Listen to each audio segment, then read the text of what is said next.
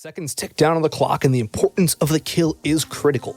The unsuspecting CT player continues to hold his angle, and bang!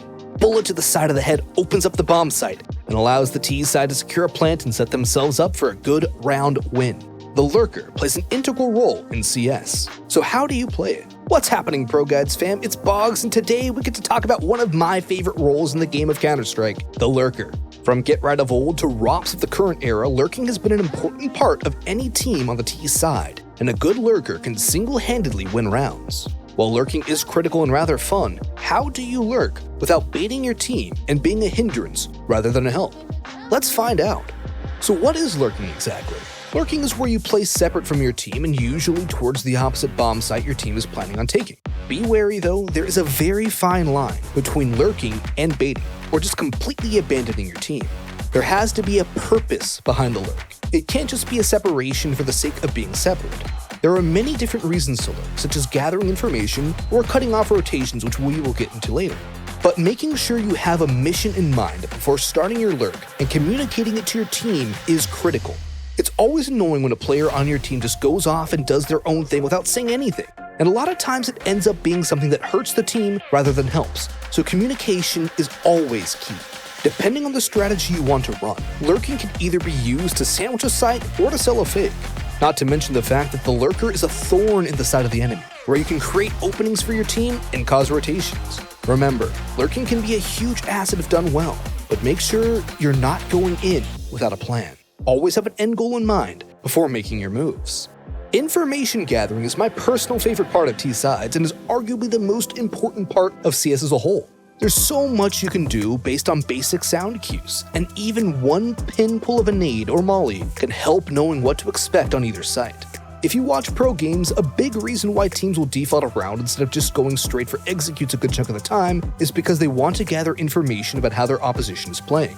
This information could be as simple as footsteps or spam shots, or as details how many pieces of utility have been used on each site and where exactly those pieces of utility have been placed, not to mention which utility has been used. Seeing how much utility is utilized by the CT side can be a huge indicator of how many people are on the site and also how much utility they have left.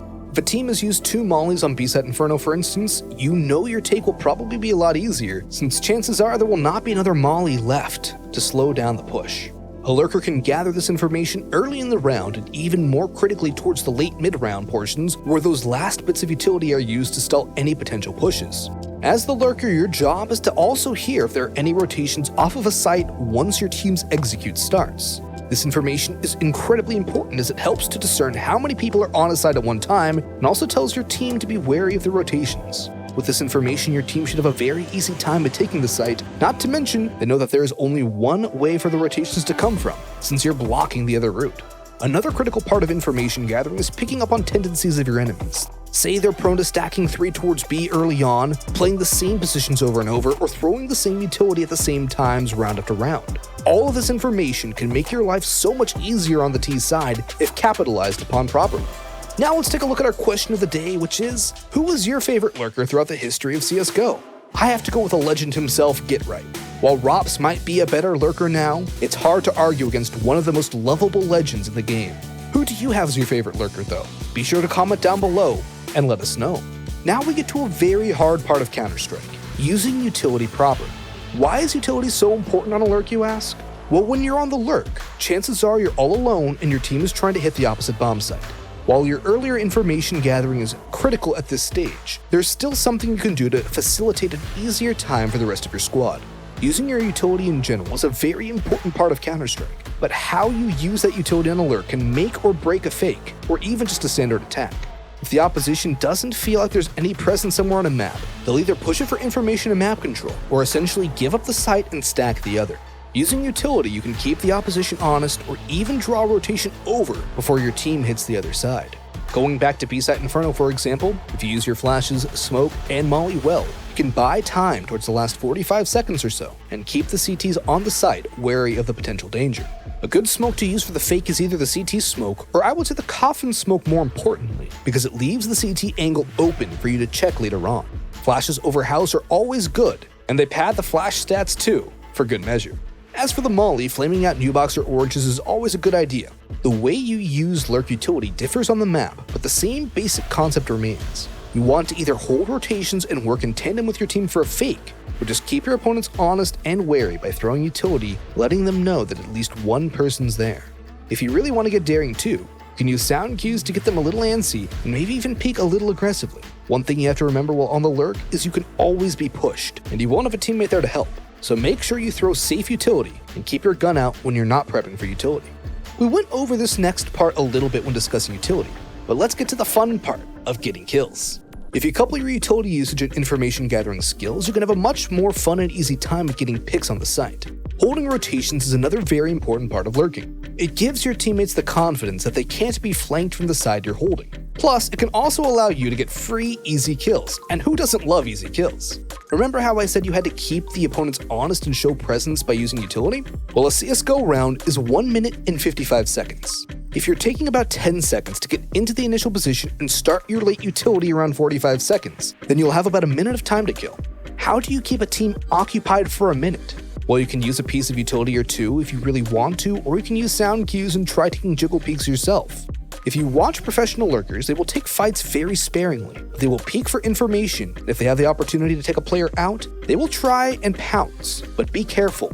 If you do end up dying for free with no chance of a trade, you will leave your team short-handed, cutting the chances of winning the round down significantly.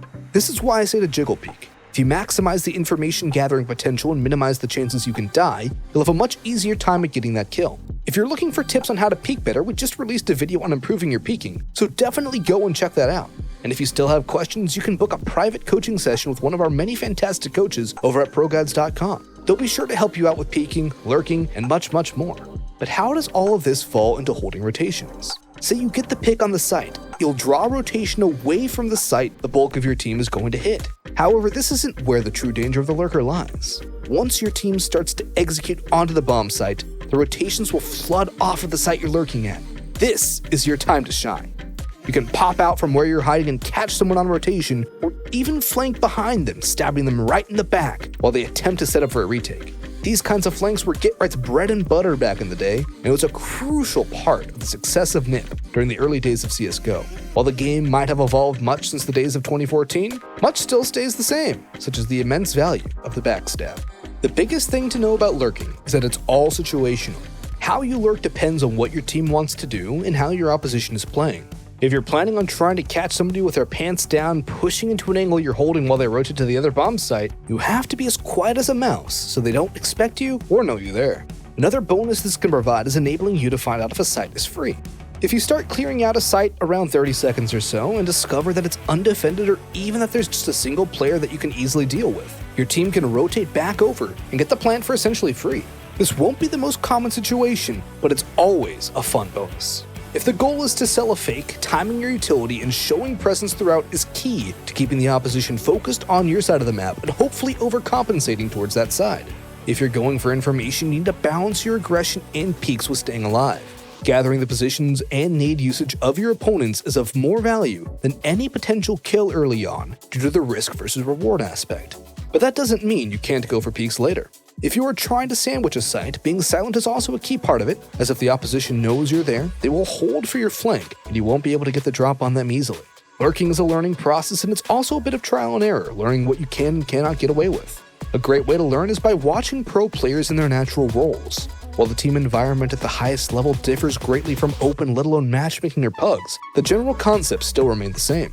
A player I'd highly recommend studying is Rops from Mouse Sports. Rops is widely regarded as the best lurker currently, and was an MVP candidate for Flashpoint 3, which is Squad 1.